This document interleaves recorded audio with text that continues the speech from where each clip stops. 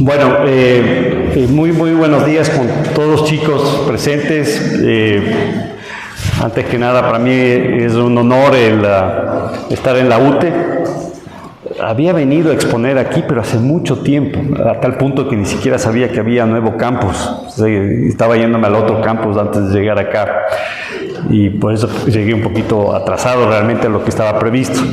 Pero les felicito, tienen una muy bonita infraestructura, ¿no? Es un lindo campus, felicitaciones.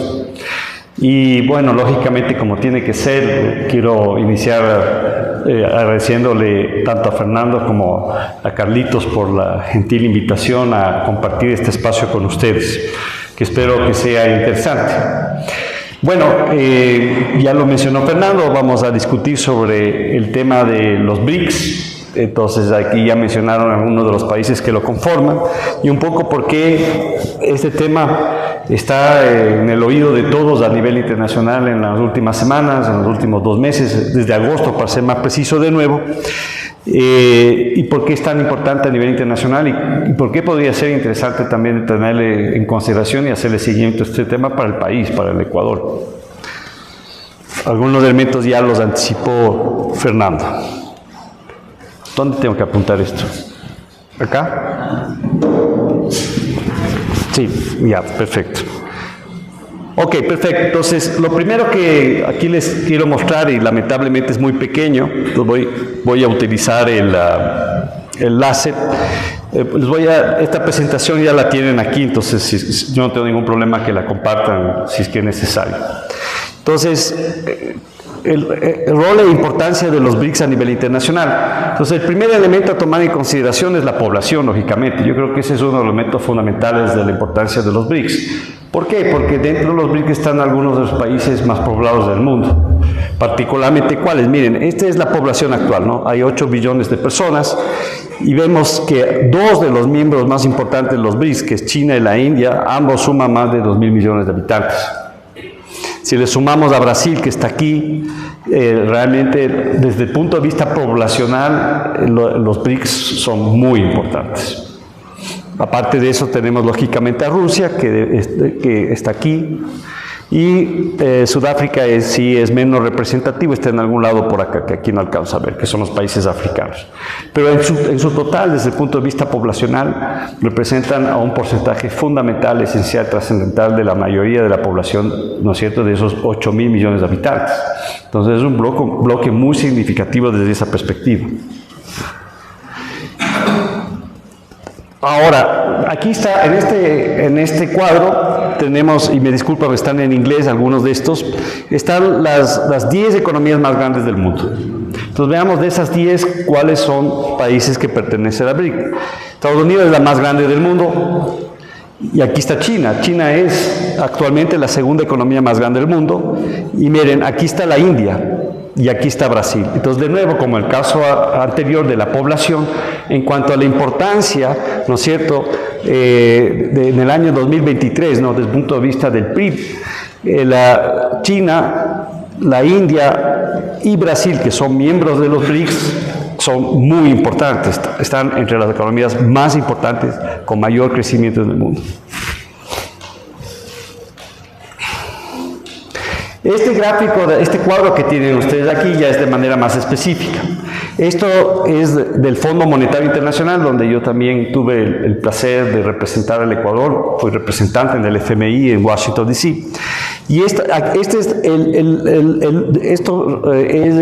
la última evaluación económica que hace el FMI a la economía, digamos, al crecimiento de las economías, que se hizo recientemente para lo que llaman ellos las reuniones de otoño, que se dieron este año en octubre, que se dieron en Marruecos. Entonces, este documento es lo más actual en cuanto a las proyecciones de crecimiento de las principales economías del mundo. Y bueno, ahí sí hay una sorpresa. Aquí está China. Entonces, miren, 2022 3%, 2023, o sea, este año 5%, y 2024 4.2%. De todas las economías que son parte de los BRICS, la China es la más importante. Pero ha habido, como muchos tal vez saben, un proceso de desaceleración de la economía china. Están pasando un momento bastante difícil.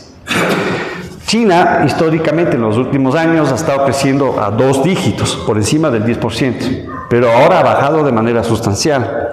Miren, apenas 4.2 está previsto para el 2024. Sigue siendo una de las tasas de crecimiento más altas a nivel mundial, ¿no?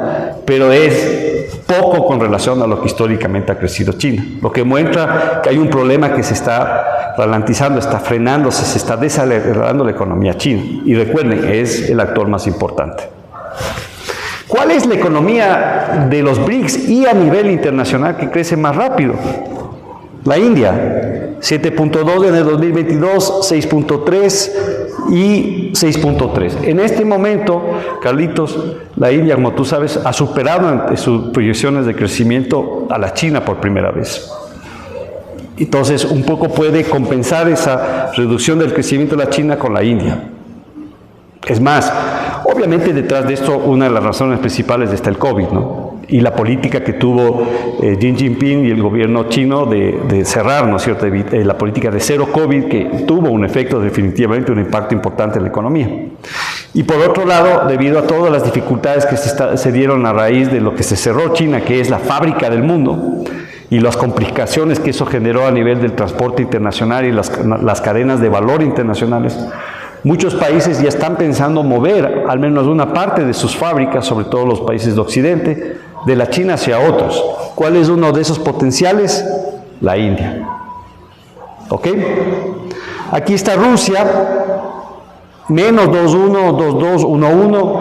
Bueno, Rusia, la Federación Rusa no ha crecido últimamente mucho en los últimos años, pero lógicamente estas cifras tienen que ver con particularmente las sanciones económicas que se le ha impuesto a Rusia debido a su invasión a Ucrania.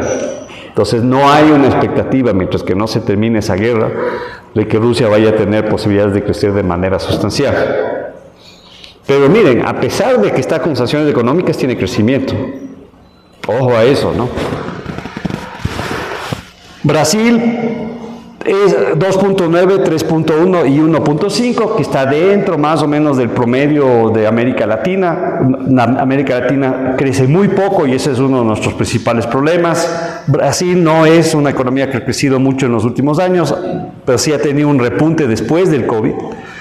Este año va a tener una buena performance. Y finalmente aquí está Sudáfrica, 1.9, 0.9, 1.8. Recuerden que Sudáfrica es una de las economías más grandes de África, ¿no?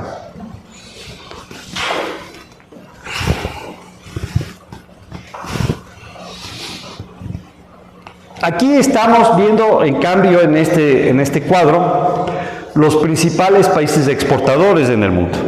Entonces vamos a analizar de nuevo. La primera sorpresa que es trascendental a tomar en consideración es que China, muchos no lo saben, es en la actualidad ya el más grande exportador del mundo. Ya le superó a los Estados Unidos. Es la segunda economía más grande, pero a nivel de exportaciones es la más grande del mundo. Pero de nuevo, hay una tendencia a la reducción de las exportaciones chinas, pero esto no debería afectar el hecho que esté primero. El resto de economías son, en términos relativos, sobre todo a los países desarrollados, exportadores no tan significativos. Bueno, en América Latina, obviamente, Brasil es muy importante. Aquí está Rusia, miren, en términos de Europa, ¿no? Holanda, Alemania, Francia, por ejemplo, Inglaterra son exportadores más grandes. Y bueno, Sudáfrica muy poco. ¿Ok? Esto es para que tengan una idea del posicionamiento de los países que conforman los BRICS. ¿Qué pasa ahora desde la perspectiva de la atracción de las inversiones? ¿Qué tan atractivos son estos países para la inversión extranjera en la actualidad? Aquí vemos del 2012 al 2022 los principales países que atraen inversión extranjera.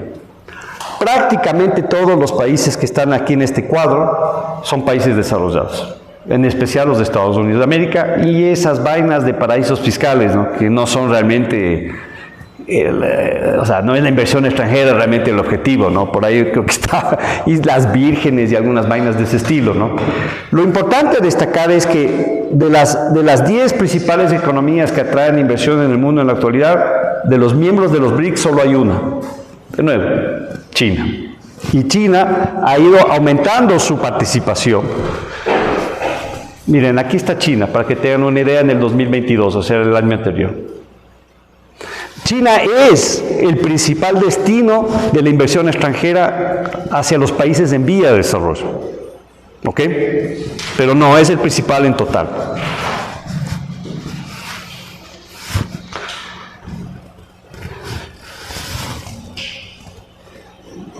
Este cuadro es espectacular. Este gráfico nos presenta cuál es la oportunidad de vender, por ejemplo, para el Ecuador en muchos de estos mercados. Estos son los principales países donde va a aumentar de manera sustancial la clase media y por ende una mayor capacidad, ¿no es cierto?, adquisitiva para comprar productos como los nuestros. Miren esto, es súper interesante. India va a tener 33 millones de nuevas personas que van a entrar a la clase media. China 31 millones de los que son países BRICS. Aquí están algunos de los que quieren adherirse posteriormente, ya hablaremos al respecto. Aquí está Egipto, por ejemplo, ¿no?, que es uno de los que puede adherir, ¿no es cierto? Entonces, y aquí está Brasil, ¿no?, 1 millón de personas adicionales. Entonces, ¿qué significa esto básicamente? Es los BRICS son un mercado muy interesante para venderles, ¿no es cierto? Y para un país como el Ecuador poder tener, obviamente, la capacidad de venderles exitosamente, en especial a los que acabo de mencionar. Ok, entonces ahora sí hemos visto un poco qué tan importantes son los países que son miembros de los BRICS, ¿no es cierto? Ahora vamos a ver ya de manera conjunta, de manera mancomunada. Entonces miren, aquí está en el 2023 los BRICS, más lo que ya mencionaba Fernando, en la última conferencia de los BRICS que se dio en agosto en Johannesburgo, en Sudáfrica, se tomó la decisión histórica de invitar a que ingresen nuevos países, ¿no? Entonces, esto le da la posibilidad a los BRICS, ¿no es cierto?, de aumentar su influencia de manera significativa a nivel internacional. Ya vamos a hablar. Entonces, miren, esto resume un poco lo que habíamos hablado. Aquí están algunas de las características por qué los BRICS a nivel internacional son tan importantes y pueden tener una influencia en las relaciones internacionales y particularmente en la economía y comercio internacional. Entonces, bueno, aquí está Brasil, Rusia, China, la India y Sudáfrica, los 5 fundadores originales. ¿A quienes se les ha invitado y que tienen interés aparentemente de entrar? Como ya lo mencionó Fernando, aquí está Irán. Aquí no se le ve, pero es una cosa chiquitita, es los Emiratos Árabes Unidos. Este enorme de aquí es obviamente Arabia Saudita. Aquí está Etiopía. Y finalmente en el contexto latinoamericano se le ha invitado a Argentina. Miren, en estas barras, en rojo está lo que representa actualmente en cada uno de estos temas los BRICS originales y cuánto contribuiría los nuevos BRICS. Entonces vamos viendo. En cuanto a Producto Interno Bruto, 2023, si sumamos a los nuevos, serían aproximadamente el 29% del total del Producto Interno Bruto mundial. Es muy significativo.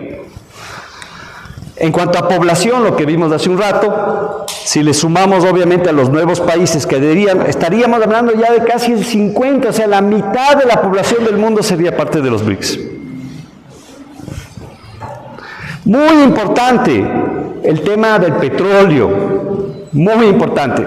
Entre los países que van a adherir están algunos que son grandes exportadores de petróleo, en particular, ¿cuál? Arabia Saudita. Arabia Saudita es uno de los más grandes exportadores de petróleo, pero también lo es Irán y lo es Emiratos Árabes Unidos. Emiratos también tiene gas, pero también petróleo. Argentina produce también petróleo. Exporta, no es un gran exportador, pero es un gran productor de petróleo. Entonces, si tú sumas, Egipto también produce petróleo, si tú sumas todos estos países que se añaden, más a los actuales, que son también países que tienen mucho petróleo, pensemos por ejemplo en el caso de Rusia,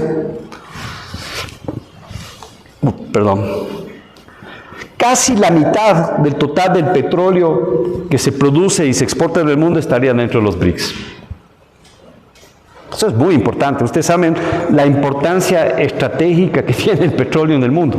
Por más que estamos hablando de que vamos a ir hacia una transición hacia las energías renovables, el petróleo en el corto plazo no va a desaparecer en cuanto a su influencia. Y además aquí faltaría una barrita que sería interesante tenerla, Carlitos y Fernando, que es la de los minerales estratégicos, que son todos estos minerales que se requieren básicamente para la transición energética, como por ejemplo el litio y otros tipos de materias primas que se utilizan para las baterías, etc. Si tú sumas a todos estos países, una parte sustancial de la cantidad de esos commodities, de esos minerales que son estratégicos para las nuevas tecnologías, estarían en los BRICS. Y eso en términos relativos, inclusive más que el petróleo, le da un enorme peso y una enorme influencia a nivel geopolítica a estos países. Sí se ponen de acuerdo, obviamente, ¿no? Y aquí tenemos, en cuanto a exportación de bienes, lo de bienes tangibles, ¿no? Mi blazer, celular, la silla, etc. Sumados todos serían aproximadamente el 25% del total de las exportaciones del mundo. Un cuarto de las exportaciones totales del mundo vendrían de ahí. Es muy importante. En este cuadro podemos comparar, la importancia, aquí podemos comparar cuánto representan en cuanto a poderío económico, ¿no? Producto interno, los BRICS con relación a las 7 economías más importantes de los países desarrollados, el famoso G7. Hay el G7 y el G8. El G8 era con Rusia, pero ya lo hicieron desaparecer. El G7 son básicamente los principales países que de alguna manera, ¿no es cierto?, hacen y deshacen las relaciones internacionales. ¿Ok? Entonces, ¿quiénes están en el G7? Obviamente los Estados Unidos, aquí está Japón, Alemania, Francia, Italia, Canadá y el Reino Unido.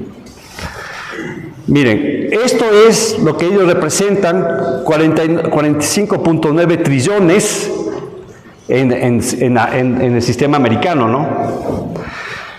Y los BRICS representan aproximadamente 30.8 trillones. Y aquí está los nuevos miembros, que son los que acaban de mencionar, representan aproximadamente 3.1 trillones. Y el resto del mundo 28.9. Entonces sí tienen peso, definitivamente. ¿Estamos de acuerdo? Y esto es importante tenerlo en cuenta para que después cuando conversemos, sobre todo con Carlos y Fernando, porque esto va más allá de la economía y el comercio, ¿no? El tema de los BRICS. Ahora, ¿cómo se ve el tema de la repartición de la riqueza, de la influencia económica que tienen los BRICS entre ellos mismos? Entonces aquí, de nuevo, miren, lo que les decía, o sea, la economía más importante de los BRICS es la China, ¿no? Y aquí está la India, aquí está Rusia, aquí está Brasil, y aquí están los nuevos, ¿no? De los nuevos, desde la perspectiva económica, el más importante es Arabia Saudita. ¿Ok? Entonces, obviamente, estos dos en particular tienen mucha influencia desde la perspectiva económica, y estos 4 de aquí, lógicamente, desde la perspectiva además política, dentro de los BRICS.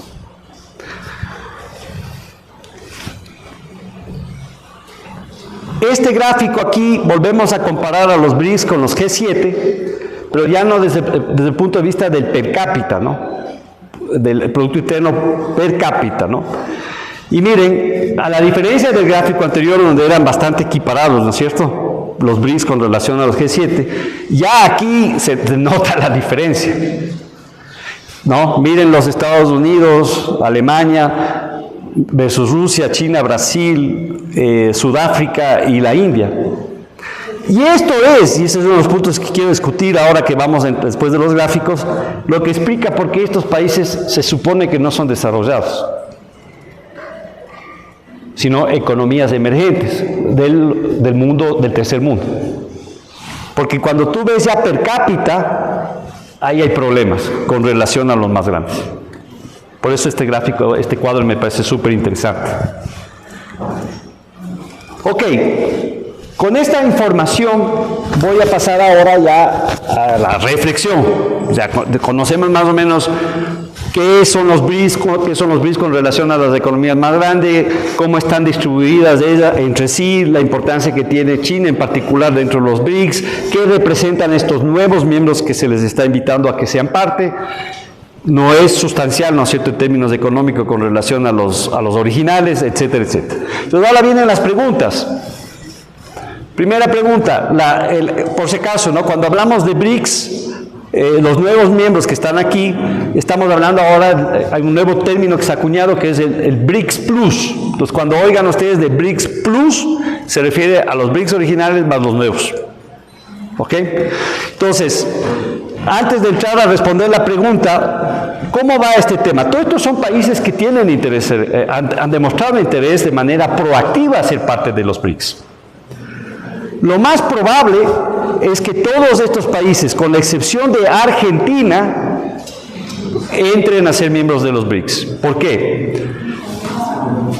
Porque Argentina está en un proceso electoral y va a depender básicamente de quién gana las elecciones para ver qué posición tiene con relación a los BRICS. Si gana, como muchos piensan que es Milei, que es básicamente para mí casi derecha extrema, las probabilidades de que él quiera que Argentina egrese a los BRICS es muy baja.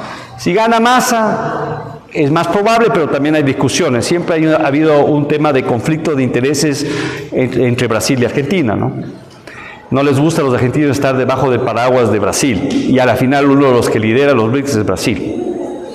Pero definitivamente si Milei gana, yo no apostaría que ellos necesariamente vayan a entrar en los BRICS.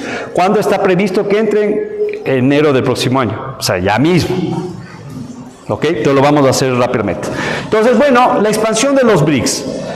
¿Estrategia económica, comercial o geopolítica? Esa es la gran pregunta que tenemos que hacer.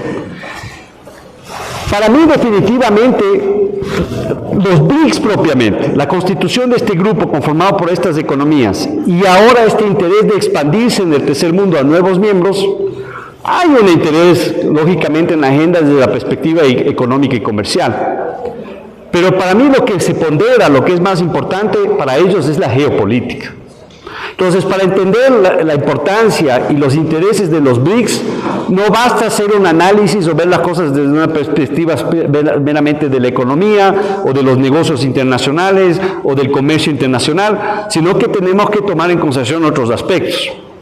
Porque definitivamente lo que buscan los BRICS, sobre todo ahora con su expansión, es definitivamente aumentar su influencia y en términos relativos reducir la influencia de las economías más grandes.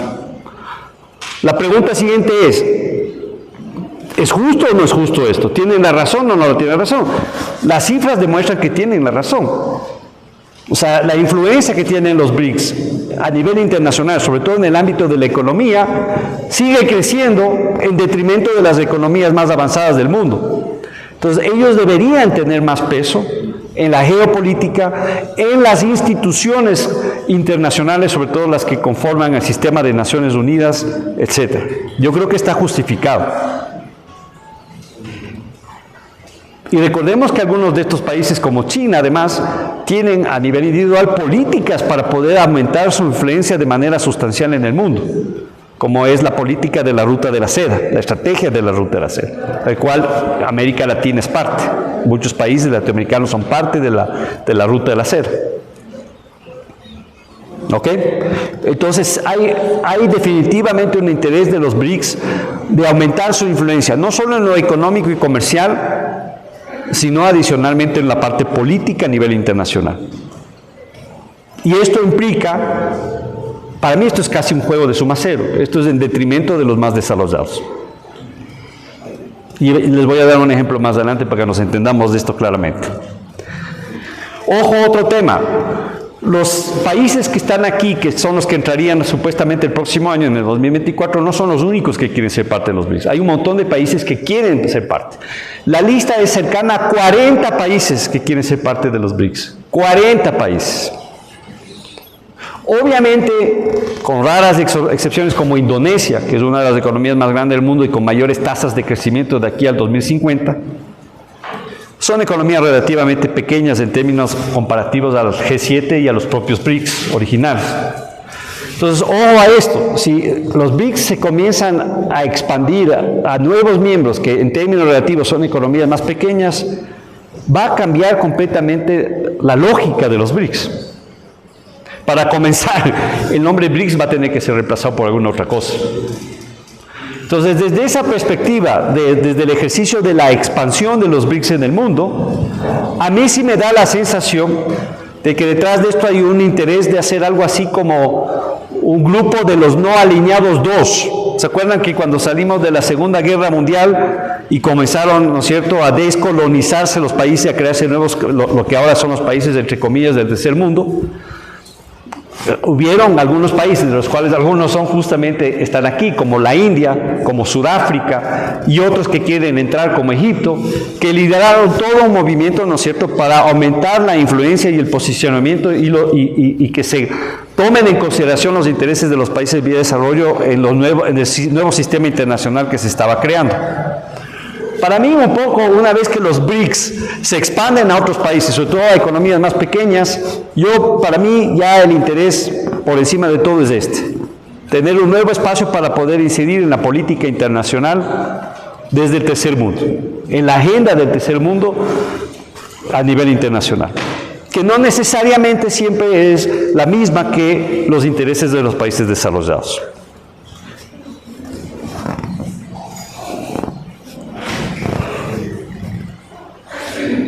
Y bueno, hay dos temas particulares que me gustaría mencionar, que estos temas los maneja más Carlitos, es experto, a mí me consta. Yo tuve el gusto de poder trabajar con Carlos, apoyar su gestión cuando él fue ministro de Economía y de Finanzas. Entonces sé que él domina estos temas, entonces más bien le voy a dejar a Carlitos que me contradiga abiertamente. Pero hay dos temas a tomar en consideración sobre el tema de los BRICS y el tema de lo que habríamos de la influencia y los cambios que ellos quieren hacer a nivel internacional. El primero es el tema del dominio del dólar. Muchos de los países que son parte de los BRICS quieren reducir el predominio del dólar como principal moneda para las transacciones económicas y financieras a nivel mundial. Un ejercicio preliminar que están haciendo en este sentido, chicos, como China, por ejemplo, es progresivamente tratar de convencer a algunos países de que particularmente las transacciones petroleras se hagan en moneda local, o sea, la moneda china, en la moneda de la India, etc. Si entran los países petroleros como Irán, Arabia Saudita y Emiratos Árabes a los BRICS, sin duda alguna reduciría la influencia del dólar en el petróleo. Si mañana Arabia Saudita, Emiratos Árabes Unidos, Irán, Rusia, India, China comienzan a transar ellos entre sus propias monedas y ya no en dólares para comprar y vender petróleo, la influencia del dólar a nivel internacional se va a ver fuertemente golpeada. Y no necesitan, como vamos a ver en un rato, ir a la creación de una nueva moneda para eso. Simplemente el objetivo de lograr esto ya sería un éxito para los intereses que tienen los BRICS. Ahora, la idea de ellos no es solo quedarse a nivel del petróleo, sino progresivamente ir a que todas las transacciones de comercio internacional, exportaciones e importaciones entre estos países, que cada vez serían mayores, un número más, se hagan en monedas locales y ya no en dólar. Recuerden, el dólar es la divisa principal en la cual se hacen las transacciones de comercio internacional en general. ¿Tendría un impacto para la economía norteamericana si eso cambia? Definitivamente. Hay autores que dicen que si eso llegara a pasar, estaríamos en una situación parecida a la que se dio en el siglo XIX, principios del siglo XX, cuando básicamente perdió perdió en términos relativos el Reino Unido la importancia del comercio internacional, sobre todo ya a principios del siglo XX. Y en esa época todo el sistema monetario giraba alrededor de la libra esterlina, que a su vez tenía una paridad, un valor específico con relación al oro. Eso desapareció. Inglaterra perdió ese control, esa influencia. Y dejó de ser la moneda principal, la libra esterlina, para el intercambio comercial y financiero en el mundo. Y fue reemplazada ¿por cuál? Por los Estados Unidos, por el dólar. Podríamos estar asistiendo en los próximos 10, 20 años a la eliminación del sistema dólar, a la final a nivel internacional, y su reemplazo por alguna otra cosa. ¿Es factible? Yo creo que es factible. ¿Es fácil lograrlo? No es fácil lograrlo. Entonces, eso me lleva al siguiente punto que lo mencionó Fernando. Uno de los objetivos en el ámbito monetario que tienen los países BRICS es ir hacia una moneda común. Excepto que Carlitos me diga lo contrario de lo que yo he podido leer y investigar, están aún en pañales en este tema. Pero hay una voluntad y un interés efectivamente de ir para allá. El crear una moneda única entre ellos. ¿Es fácil lograr eso? No es fácil. Y aquí Carlos nos puede hablar de justamente el tema del sucre, como una muestra de que no es un ejercicio fácil. Además, ustedes saben que la moneda tiene diferentes razones de ser, sirve para diferentes cosas, ¿no es cierto? Para transar, ¿no es cierto?, como reserva, etc. Entonces, habría que ver por dónde comenzar. La práctica es que aún estamos lejos de lograr esto, porque, por ejemplo, cuando uno revisa las reservas de los bancos internacionales, inclusive de los mismos BRICS, la participación de las monedas de los BRICS en las reservas totales sigue siendo relativamente pequeña. Lo que prima son los dólares y los euros. Entonces aún no estamos ahí. Y ya para realmente ir a lo que yo llamaría una política monetaria común, que sería el paso una vez que lleguemos a tener una moneda, el camino es extremadamente largo y complejo. Recordemos por ejemplo, el único lugar en el mundo donde hay política monetaria común con una moneda única, ¿es dónde? La Unión Europea. Y se han demorado un montón de tiempo para llegar a lo que han llegado. Y no todos los países miembros de la Unión Europea han aceptado el euro. No todos transan con el euro. Dinamarca, por ejemplo, y Suecia no tienen el euro. Una de las razones por las cuales el Reino Unido no quería saber de avanzar en la Unión Europea es porque ellos no quieren soltar la libra esterlina y su peso que tiene a nivel internacional, inclusive por razones de tradición, porque son muy tradicionalistas los británicos, como sabe Fernando muy bien. Entonces, para ellos pasarse de la libra al euro es como dejar de tomar té, pues. ¿Ok? Entonces, no es un camino fácil, y sobre todo porque si queremos realmente que funcione una moneda común única, lo que se necesita es tener mucha disciplina entre los países, políticas monetarias comunes, políticas macroeconómicas comunes, para que la moneda pueda realmente ser fuerte y posicionarse como una divisa importante a nivel internacional. Y a los mismos europeos les cuesta mucho eso. Porque hay países muy disciplinados que tienen más influencia, como Alemania, en la economía europea, y nuevos países, porque ellos también se han extendido un montón, que no lo tienen. Y les cuesta mantener la disciplina macroeconómica para poder estar dentro del euro. Y ese es el mayor desafío, a mi opinión. Voy terminando para darle la palabra a Carlitos.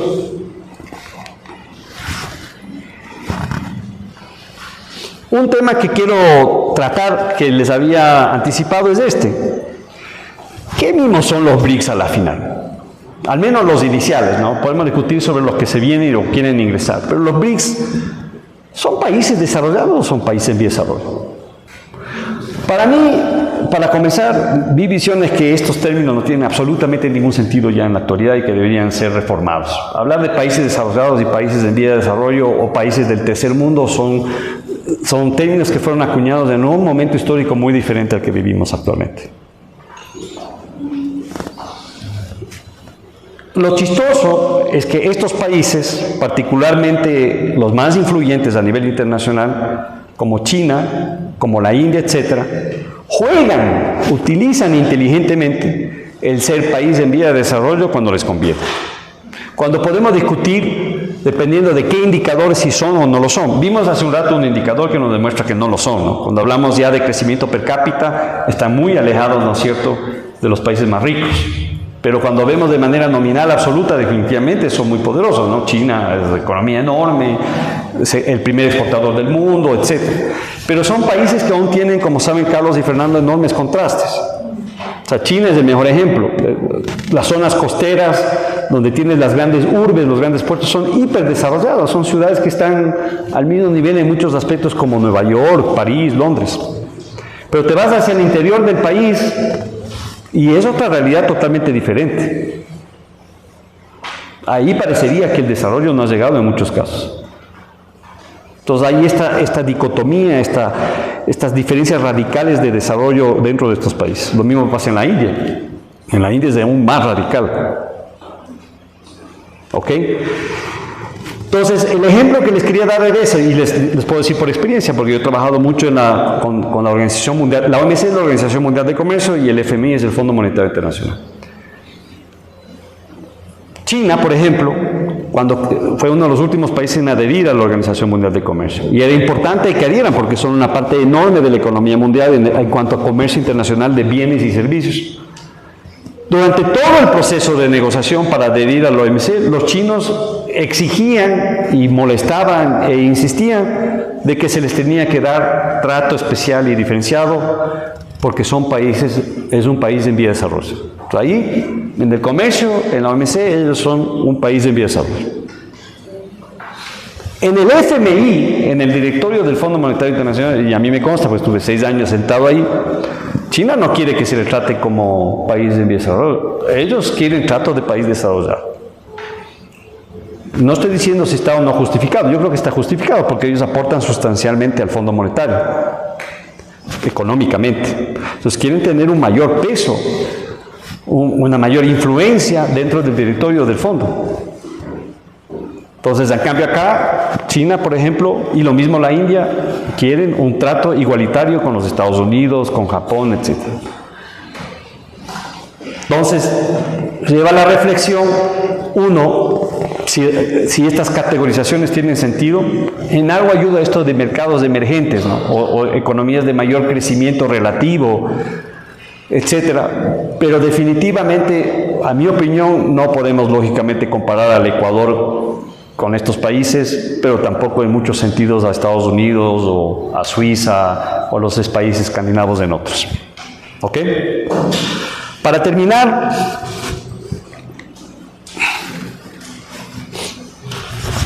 muy rápidamente, porque si no me voy a extender, los BRICS y el Ecuador. Aquí tienen ustedes las estadísticas totales de exportación más recientes, que es a corte de agosto, ¿no? Estos son datos ya oficiales, finales, ¿no es cierto? Aquí conoce perfecto Carlitos, que estuvo en el Banco Central. Entonces, de enero a agosto del 2003, estas son las exportaciones, ¿no es cierto?, e importaciones del Ecuador hacia los países BRICS. ¿Cuáles son las conclusiones principales que podemos sacar al respecto? China, primero, es un mercado súper importante para el Ecuador. China, por primera vez en la historia del Ecuador, pasó a ser el primer destino de las exportaciones ecuatorianas, superándole a la Unión Europea y a los Estados Unidos. Eso es algo histórico. Ahora, hay que también desmenuzar el tema. No es que hemos sido exitosos en venderles un montón de cosas. Está básicamente centrado y debido a que, como ustedes deben saber, pasó a ser inclusive mayores las exportaciones de camarón que al petróleo en este año, de lo que va.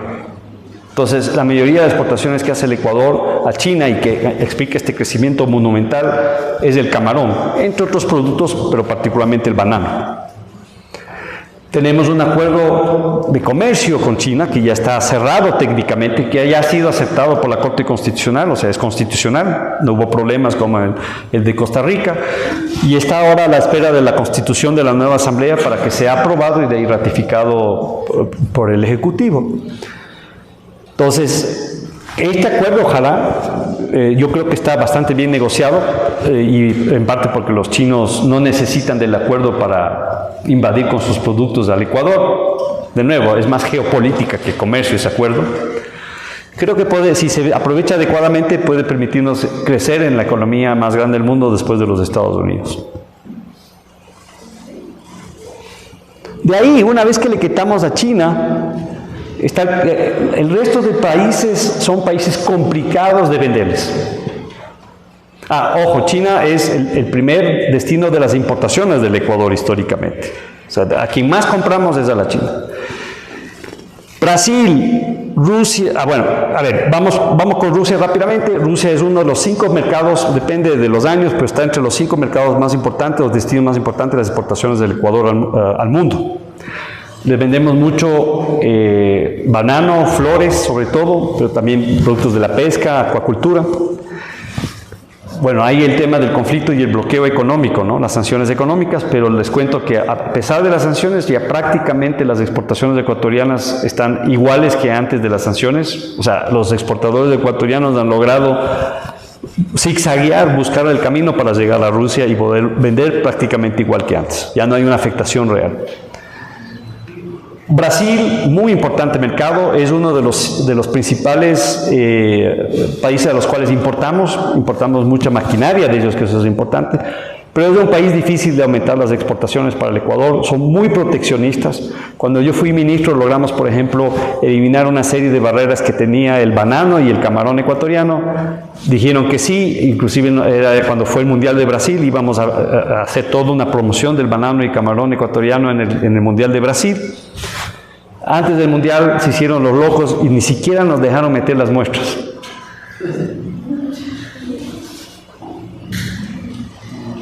India es un desastre para el comercio exterior ecuatoriano. Es muy difícil venderle a los indios. Muy difícil. Son hiperproteccionistas. Y además tenemos ofertas exportables prácticamente iguales. El más grande productor de banano en el mundo es la India. Lo que pasa es que se comen todos los bananos, ¿no? Entonces, querer venderle banano a la India es como es el famoso dicho nuestro de las piñas. Es querer vender piñas a milagro, ¿no es cierto? O sea, no tiene ningún sentido. Y lo mismo pasa con Sudáfrica. Nosotros tuvimos embajada. En la época de Rafael Correa se abrió una embajada y teníamos una oficina comercial. Abrimos una oficina comercial en Sudáfrica. No fue muy exitosa y por eso, entre otras razones, se cerró. Políticamente puede ser interesante. Geopolíticamente, pero económica y comercialmente no, porque de nuevo, Sudáfrica produce casi lo mismo que producimos nosotros, entonces es muy difícil generar comercio, aparte de todas las dificultades que tenemos nosotros para llegar competitivamente allá. Las rutas son complejas y hay que pasar por el canal de Panamá además. Entonces, esa es la realidad ya bilateral entre nosotros en cuanto a comercio. ¿Ok? Esto no significa que no haya potencial y que debemos seguir trabajando para lograr ver cómo podemos tener una relación más cercana, más fuerte con estos países, porque definitivamente estas economías van a seguir creciendo, va a aumentar su capacidad de consumo en el tiempo, son economías que pueden invertir aquí en el Ecuador, como lo ha hecho China en algunas ocasiones en particular, y van a tener cada vez mayor influencia política en el sistema internacional. Muchas gracias. Bueno, muchísimas gracias, Fernando, gracias por esta invitación. Francisco, qué gusto otra vez poder compartir estos temas y que esta vez haya sido aquí en la UTE en Quito, porque la última creo que fue en Washington, hace algunos años. Entonces ya ahorita estamos en casa y es otra cosa. Bueno, a mí Fernando me contrató para comentar la exposición de Francisco, pero creo que ha sido clarísima y más bien me deja picado con el tema monetario. Entonces voy a tomar algunos de los elementos que ha indicado aquí Francisco y vamos a entrar en el tema monetario, que creo que es quizás la punta de lanza de los BRICS dentro de su estrategia geopolítica para posicionarse ahora como un bloque importante, quizás el más importante en el contexto mundial en los próximos años. Bueno, es evidente que desde la perspectiva macroeconómica los BRICS tienen un peso grandísimo en el mundo. Los 5 países originales del BRIC 30 trillones de dólares de Producto Interno Bruto versus 45 del G7, donde están 7 países. Pero con esta asimetría en términos del PIB per cápita, que nos está diciendo algo. Hay alguna situación en el orden económico y político mundial que lleva a estas grandes potencias de los BRICS a que, si bien en términos agregados presentan cifras que le hacen competencia a las mayores economías del mundo lideradas por los Estados Unidos, algo está sucediendo en términos de esas asimetrías internas que tienen sus economías, y definitivamente es este orden económico mundial que en este momento está siendo cuestionado, y es hacia allá a donde están dirigiendo sus esfuerzos los BRICS para ellos tomar el control y reformular ese orden económico. Desde lo que también podríamos decir es una lógica unipolar con Estados Unidos a la cabeza y los países que le secundan, versus una lógica multipolar donde los BRICS tendrían esa participación. Y ahí es donde vamos a hablar el tema de la moneda. Solo como dato, ya Francisco nos habló de las reservas internacionales de los países, y aquí un pequeño paréntesis, porque aquí en nuestro medio se ha discutido mucho alrededor de las reservas internacionales desde la perspectiva política, y se ha dicho muchas cosas que no son ciertas. Las reservas internacionales son los recursos a disposición de los bancos centrales para poder canalizar a través de estos recursos todos los pagos y cobros del país con el resto del mundo. Si un importador ecuatoriano o de cualquier parte del mundo en su respectivo país paga al exterior, ese dinero que está pagando termina canalizándose a través de las reservas internacionales de su banco central. Si nosotros analizamos las reservas internacionales, no solo por su composición, sino por el estándar que está impuesto por el propio Fondo Monetario Internacional, porque ahí hay una regla que dice cuáles son las monedas en las cuales los países pueden tener sus reservas, son las del G7. Punto. Entonces uno diría, bueno, ¿y cómo así el Ecuador debería tener reservas en pesos canadienses, en dólares canadienses?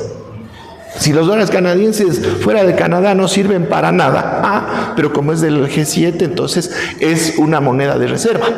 Y los chinos han estado peleando durante años para que se considere que el yuan sea parte de las reservas de los países y los países puedan disponer de esa moneda.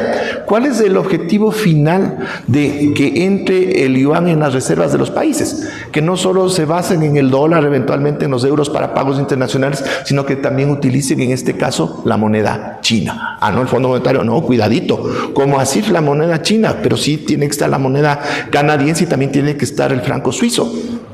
Ni siquiera quizás ustedes hayan visto un franco suizo en su vida, pues, no, pero es moneda de reservas. Bueno, les voy a contar cómo empieza esta historia de la moneda, del dólar, y cómo es que desde los BRICS es, como les decía, la punta de lanza que puede alterar el orden económico mundial si es que ellos logran más adelante, no necesariamente desarrollar una propia moneda para sus transacciones, donde va a estar buena parte del PIB mundial, sino que inclusive el uso directo de las monedas de algunos países de los BRICS, que de hecho este momento ya se están utilizando para pagos internacionales. A propósito de la guerra entre Ucrania y Rusia, el bloqueo que se le ha aplicado a Rusia en términos del uso de los sistemas de pagos internacionales y evidentemente del dólar, le ha obligado a utilizar el rublo, y otros países como la India y otros más en el sudeste asiático están operando ya en rublos. Y lo mismo la India, en esta situación en que los pagos internacionales se han bloqueado por temas geopolíticos,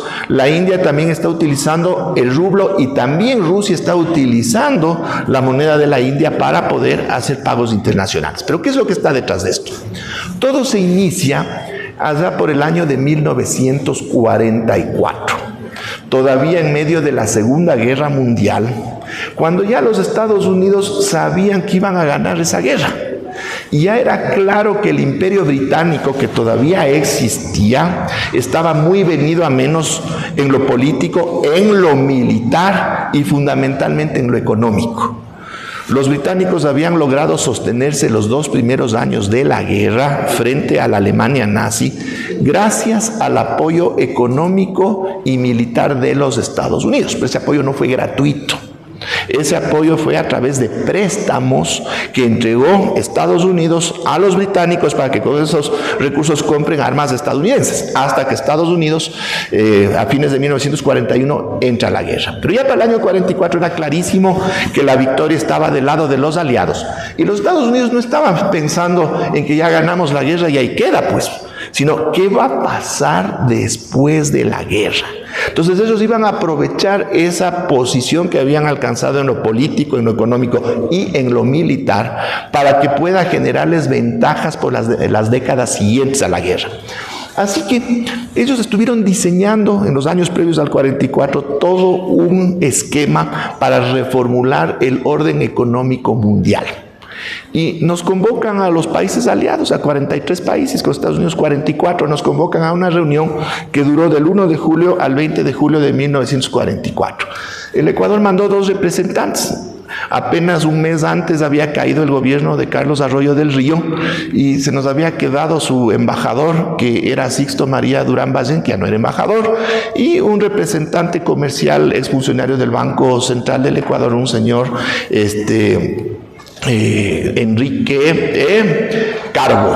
Muy bien, señores, por favor asistan a esta reunión convocada en una localidad que se llama The Bretton Woods, un resort que existe hasta el día de hoy, que es la foto principal cuando entras al FMI. Ya está el complejo de Mount Washington, ¿ya? Entonces les llaman a este resort a los representantes de los 44 países. Bueno, supuestamente para desarrollar ese nuevo orden económico mundial. Pero los Estados Unidos, ¿qué es lo que tenían? Ya tenían el plan listito.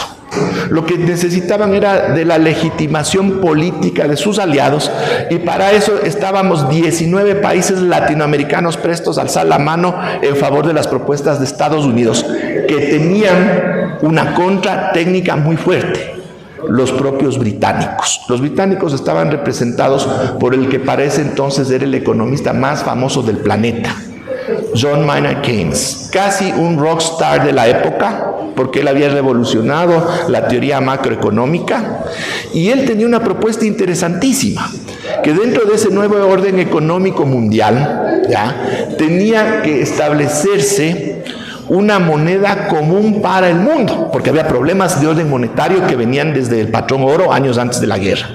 Y él decía, esta moneda común, que incluso le puso un nombre, el Bancor, tendría que ser gestionada por la Organización de las Naciones Unidas, que estaba justamente creándose en su versión actual, desde lo que había sido la Liga de las Naciones años anteriores. Bueno, pero los Estados Unidos no estaban dispuestos para nada a dejar que prevalezca la visión de los británicos, que desde la perspectiva técnica estaba muy bien desarrollada y muy bien fundamentada. Los Estados Unidos querían imponer al dólar, su moneda nacional, como la divisa de uso internacional. Antes de 1944, los pagos internacionales no solo se hacían en dólares. De hecho, se hacían muchos más pagos en otras monedas que no era el dólar. Se hacían en marcos alemanes, francos franceses, etc. Pero aquí los Estados Unidos decían, no, de aquí en adelante todo el comercio internacional deberá pagarse exclusivamente en los dólares. Ventaja número 1, piensen en esto. Imagínense que ustedes llegan a un acuerdo con la cadena más grande de supermercados del Ecuador, y estos supermercados les dicen, perfecto, usted puede adquirir en el supermercado y en todas las tiendas asociadas con billetes que ustedes impriman en su casa. ¿Qué significa? Ya no tienen que trabajar, ya no tienen ni que estudiar, ¿ya para qué? Pues ya van y compran en el supermercado imprimiendo sus propios billetes. ¿Ya? Eso es lo que sucede cuando se establece que el dólar va a ser la moneda para todos los pagos internacionales. Y eso se firmó con las manos alzadas de los latinoamericanos que apoyaron la propuesta de los Estados Unidos, y se firmó el acuerdo constitutivo del Fondo Monetario Internacional, que entró en vigencia un 31 de octubre de 1947, en el que el Fondo Monetario también se crea para sostener todo un esquema que funcionaba con el dólar como la moneda fundamental para pagos internacionales. ¿Ya? Entonces no es que Moisés bajó del monte Sinaí con los 10 mandamientos y el dólar para que usemos porque Diosito le dio. No, fue en 1944. Entonces esa es la primera ventaja que tienen los Estados Unidos. Pero aquí viene la siguiente reflexión. Si ustedes tuvieran esos billetitos impresos en casa para comprar en el supermercado, ¿ustedes harían las compras justas y necesarias con esos billetes para la casa? No, el incentivo para excederse en el uso de esos billetitos es enorme. Eso le pasó a los Estados Unidos y a lo largo de los siguientes 30 años, casi 30 años, abusó de esa situación emitiendo muchos más dólares de los que realmente se necesitaban, no en Estados Unidos, en el mundo, y generó un montón de desfases monetarios a nivel internacional. Y eso es lo que estamos sufriendo ahora desde el año 71, que se acaba el esquema original y ahora no voy a entrar en los detalles técnicos, pero es la situación que vivimos, pero el dólar sigue siendo la divisa fundamental de pagos internacionales. Entonces, ¿a qué nos lleva esto? Ya desde otra perspectiva, la perspectiva geopolítica. Ya. Los Estados Unidos no solo impusieron el uso del dólar. Bueno, en los años 40, 50 los pagos fundamentalmente eran en papel moneda. Las transacciones internacionales de comercio exterior eran a través de bancos estadounidenses que tenían corresponsales en todo lado. Inclusive aquí en el Ecuador tenían corresponsales, Banco de América, por ejemplo. Pero ¿qué es lo que pasa? Se empiezan a perfeccionar los sistemas de pagos a través de comunicaciones, los pagos internacionales. Y en Europa surge un sistema de comunicaciones que se llama el SWIFT. Porque cuando ustedes hacen un pago internacional, o si quieren, ahora una transferencia desde el teléfono, desde su cuenta en el banco a otra cuenta, el dinero que ustedes están pasando literalmente es de información. Ustedes están pasando información y lo que se hace es un ajuste contable en el un lado y en el otro lado. Los pagos internacionales desde la década de los 60 empiezan a hacerse a sí mismo a través de los medios de comunicación convencionales. Se utilizaba algo que se llama el telex. Mis alumnos no saben lo que es el telex, ¿ya? Pero es el ancestro, pero prehistórico de las comunicaciones actuales. Pero había que ponerle seguridades a esa información que pasaba, que significaban pagos internacionales. Surge este sistema SWIFT, que es un sistema de codificación de información y que es el que ha prevalecido en el mundo. El problema es que los Estados Unidos dicen, vengas el SWIFT para que estemos nosotros controlando este esquema. Conclusión, nadie podía utilizar nada que no fuera el dólar para pagos internacionales. Eventualmente podían usar las otras moneditas de reserva para pagos chiquiticos. De pronto algún exportador estadounidense en la frontera le aceptaba dólares canadienses al canadiense, pare de contar. Con el euro, solo para poner ya muchos años después el caso del euro, las transacciones internacionales del euro se hacen entre los países de la zona euro, fundamentalmente con algunos países africanos, pero por este lado del mundo el euro para transacciones internacionales casi nada, es el dólar. Entonces imagínense, obligados a hacer pagos internacionales con dólares y por un sistema de telecomunicaciones bajo el control de los Estados Unidos. El dólar y el sistema de pagos se volvió en una herramienta de disciplina geopolítica. El que se porta mal, le cortamos esas comunicaciones y le bloqueamos la posibilidad de recibir dólares. Caso de bloqueo a Cuba, caso de bloqueo a Venezuela y muchos otros. Caso de los bloqueos que se han dado a Irán. Entonces, fregado el país que no puede recibir dólares y que encima los canales de pagos internacionales se le cortan.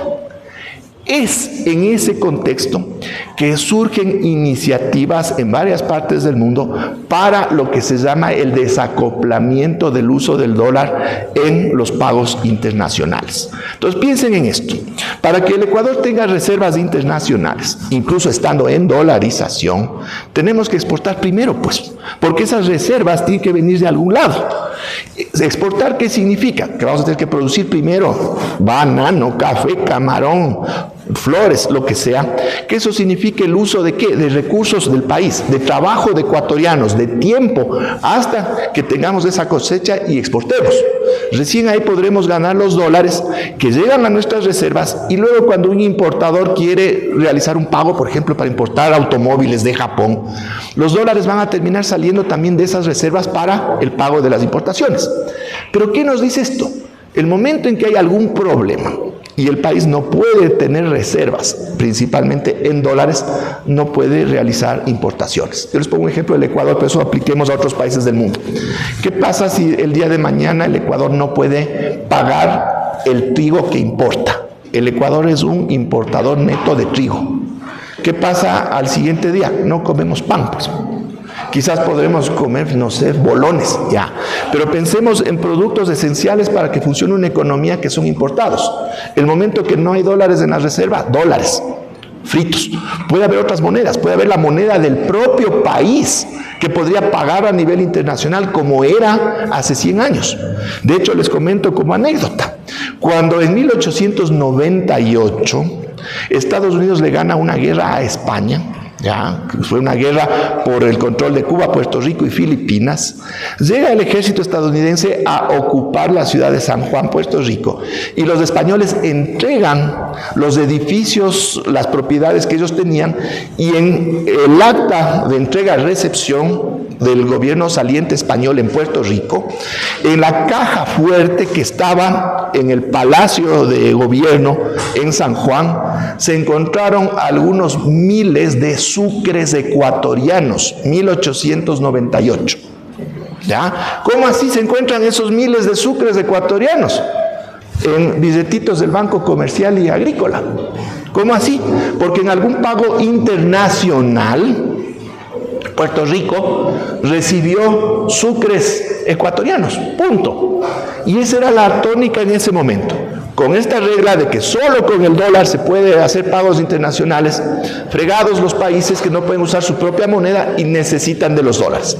Si no hay dólares, no hay importaciones. Entonces, ya desde hace casi 60 años, se pensó aquí en América Latina en desarrollar mecanismos para poder comerciar al menos entre nosotros sin tener que tener reservas en dólares. En principio se diseñaron lo que se llaman sistemas de compensación de pagos. ¿Qué quiere decir esto? No nos pagamos lo que importamos y exportamos durante un buen tiempo, solo vamos anotando cuentas por cobrar, cuentas por pagar. Se hace el cálculo de los netos y solo se paga la diferencia al final de 4 meses, de 6 meses, de un año, y eso reduce notablemente la necesidad de tener dólares en las reservas y facilita el comercio. ¿Ya?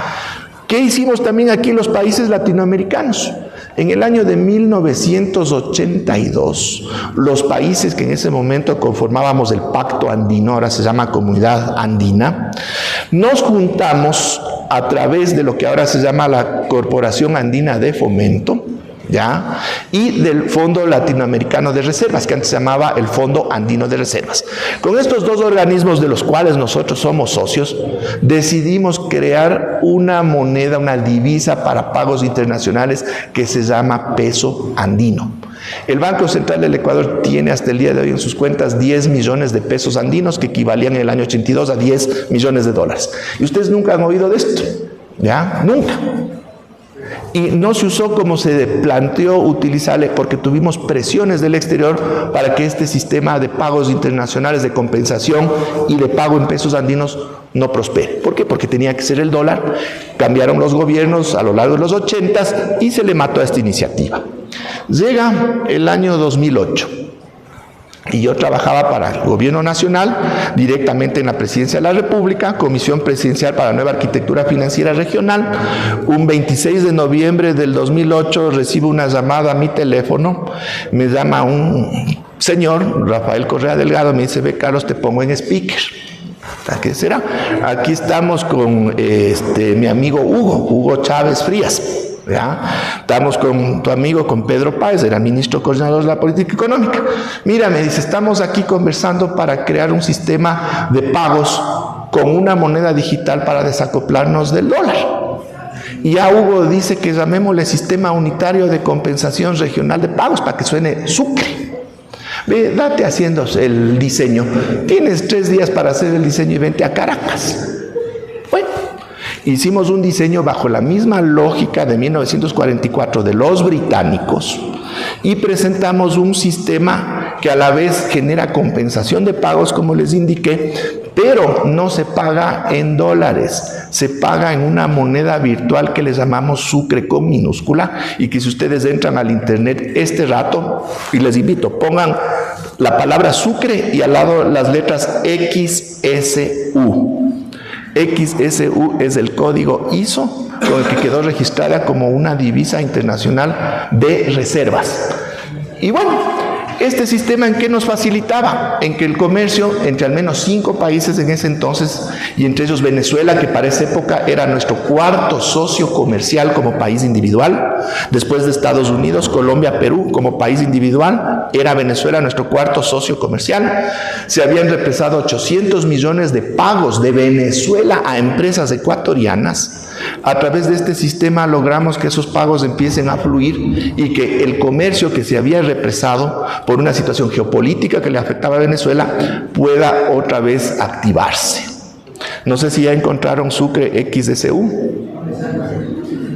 Bueno, ahí está la explicación. Bueno, ese conceptito es exactamente, ya para cerrar los últimos 3 minutos, es lo que están pensando en los BRICS.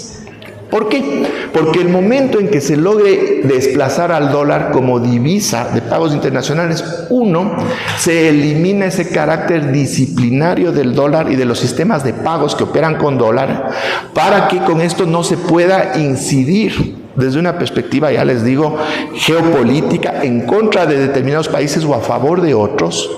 Y 2, que las economías, en este caso de los BRICS y quienes generen comercio con ellos, puedan disponer de otros medios de pago que efectivamente podrán mejorar notablemente las relaciones comerciales y en definitiva las economías por fuera de ese control que puede establecerse bajo la lógica del dólar. Entonces este es un resumen así rapidísimo para incorporar el tema monetario a lo que Francisco ya bien nos ha explicado con muchísimo detalle. Muchísimas gracias.